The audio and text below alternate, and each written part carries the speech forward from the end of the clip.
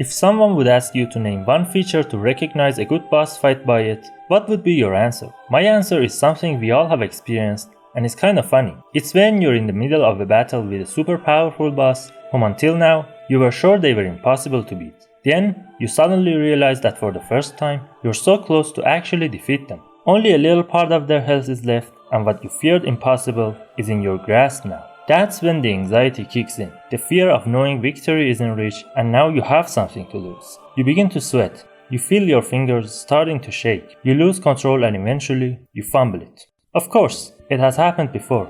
You have a long way before reaching that level of calm you see in your opponent. But what causes this amazing phenomenon? What makes a boss so important and alive that you feel like your own life is on the line? Difficulty can't be the only reason, right? I mean, Adam Smasher in Cyberpunk was hard and he never made me anxious. I was more nervous watching him in the Edge Runner anime than actually fighting against him in the game. Could it have something to do with how swift and fast the boss is? Not necessarily, because Master Seymour made me sweat in my place for hours, even though that game was a turn-based.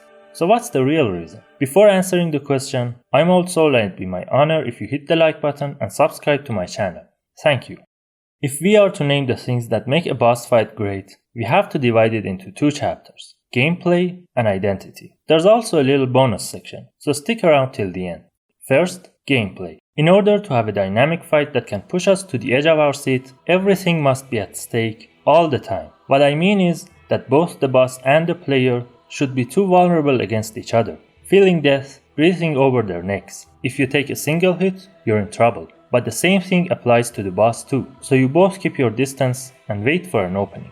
That's why shooter games could never make a great boss fight. It's either a buff guy with armor whom you have to shoot the whole armory of United States at them, or it's a quick time event which is only there so you won't get bored while watching the cutscene. Every boss, at least every good boss, has a fighting pattern.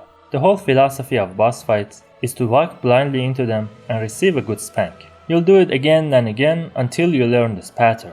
Like one of those old martial arts movies in which the protagonist will do 10,000 push-ups and suddenly he's ready to defeat the demonic king who was asleep for a millennium. So why did I say all of this? To tell you that the fighting pattern is never enough. It needs to be 1. Diverse with vast movesets and tricks, something you can memorize in the first few tries, and 2. Smart and unpredictable. Like in Dark Souls 2 and 3, some of the bosses have delayed attacks. So when you get confident about the timing of their attacks, you start rolling or try to parry, only to realize the boss tricked you and you did it too soon. Then they land their attack when you're defenseless and absolutely demolish you. Like how Soulmaster delays his Desolate Dive, tricking you to use your dash. I guess what I'm trying to say is that the pattern shouldn't feel like a pattern, but a conscious human being, able to decide what attack to use in a certain position. Especially those situations where you get hit by an attack and then the boss suddenly keeps going with the same attack. Or as great George Carlin's words, "They got you by the balls!"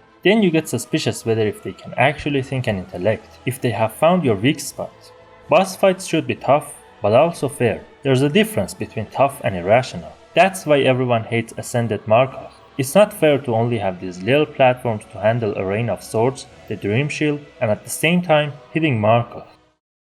But gameplay is not everything. As we soon learn, there's a bigger factor at play in order to create a good boss fight. Even with all of their unjustified and immoral actions, people love a great antagonist. Gus Fring in Breaking Bad, Johan in Monster, Darth Vader in Star Wars, and lots of other examples. These characters were always so popular in their community. What is it that makes them so good? Charisma, identity. These are the characters who you might not always relate to them, but you love them for having a clear mindset. Everything they do is based on discipline. Same thing applies to the boss fights. They have to be unique and charismatic. A well-dressed man or woman who is aesthetically pleasing. No one likes to beat a big blob with painful moans and disgusting saliva. I mean, even if they had a great fighting pattern, which they usually don't. Is there really any joy in defeating such monsters? Like, at the end of the day, can you be proud of demolishing Bed of Chaos? What's important is that they need to look humane to help cover up the pattern which we talked about.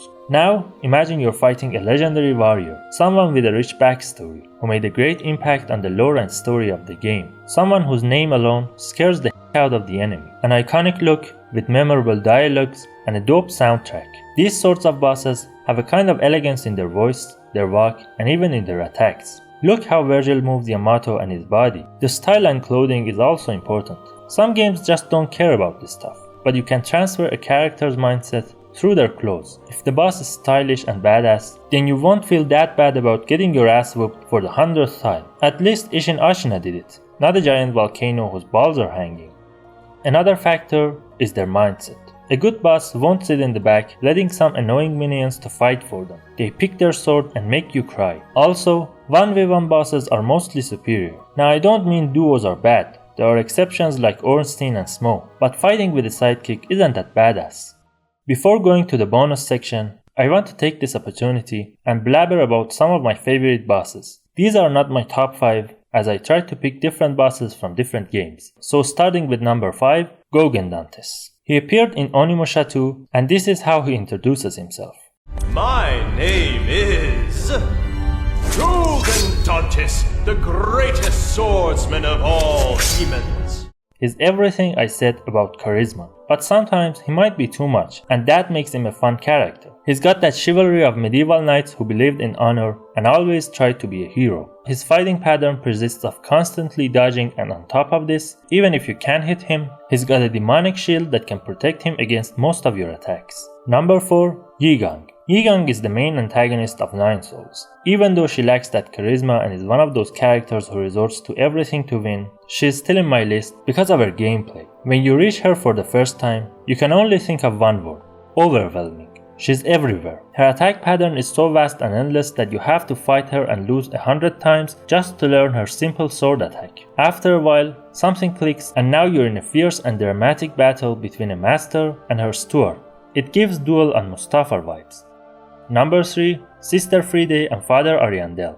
Sister Friede is a DLC boss in Dark Souls 3 and one of the scariest. She has a cold and cruel way of thinking, being a failure in the painted world. Her boss fight consists of 3 phases, the second one alongside Father Ariandel. She uses a scythe, like her counterpart Priscilla in Dark Souls 1. Most of her attacks persist of her going to the other side of the room, and you have to reach her before she starts her powerful attack. She can become invisible, employ frost and dark damage, and is very swift. She is definitely the scariest in the list. Number 2. Sisters of Battle. Who would have thought you can practice dancing in the middle of a battle? They are super fast, attack in a harmonic pattern, and make you cry with only 3 movesets. This is art, designing a boss so beautiful with only a limited set of attacks. When you learn how to dodge every move and attack at the same time, it's like the first time you learn how to drive. You can't believe it and say, am I really riding this thing? And number 1, Vergil.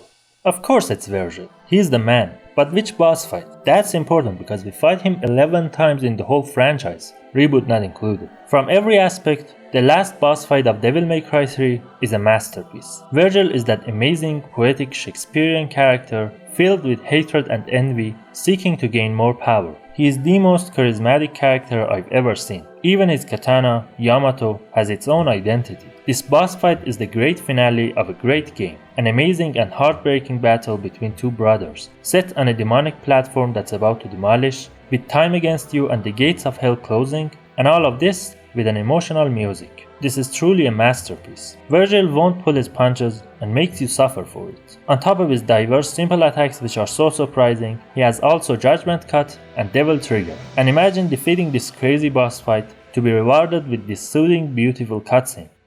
No one can have this, Dante. It's mine. It belongs to a son of Sparta. Did I mention this is a masterpiece? Leave me and go. I can't, Vergil. I can't.